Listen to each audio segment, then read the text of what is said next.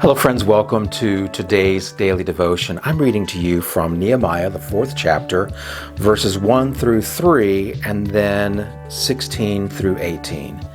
Hear now these words. When Sanballat heard that we were rebuilding the wall, he became angry and was greatly incensed. He ridiculed the Jews, and in the presence of his associates in the army of Samaria, he said, "What are these feeble Jews doing? Will they restore their wall? Will they offer sacrifices? Will they finish in a day? Can they bring the stones back to life from heaps of rubble, burned as they are?" Tobiah the Ammonite, who was at his side, said, "What are they building? Even a fox climbing up on it would break down their wall of stones." From that day on, half of my men did the work, while the other half were equipped with spears, shields, bows, and armor. The officers posted themselves behind all the people of Judah who were building the wall. Those who carried materials did their work with one hand and held a weapon in the other. And each of the builders wore his sword at his side as he worked. But the man who sounded the trumpet stayed with me. Nehemiah is trying to rebuild the walls of the city of Jerusalem. They had been absolutely devastated by the Babylonians when Nebuchadnezzar had come and laid siege to the city and ultimately overthrew it.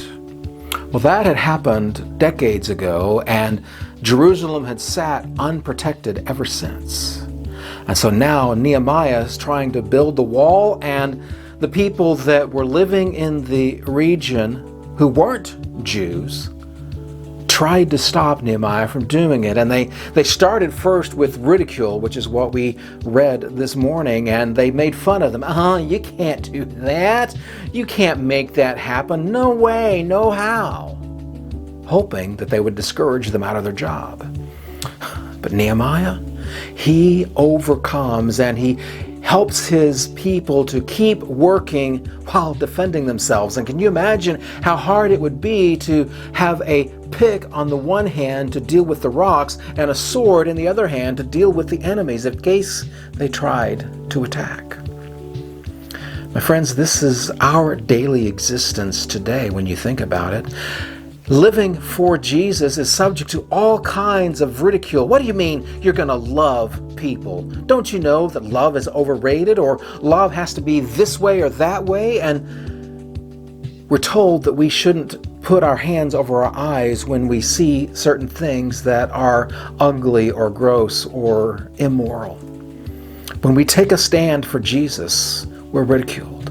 And so we need to have the Bible in one hand and are reaching out to others in the other hand, so that people can know we faithfully follow God.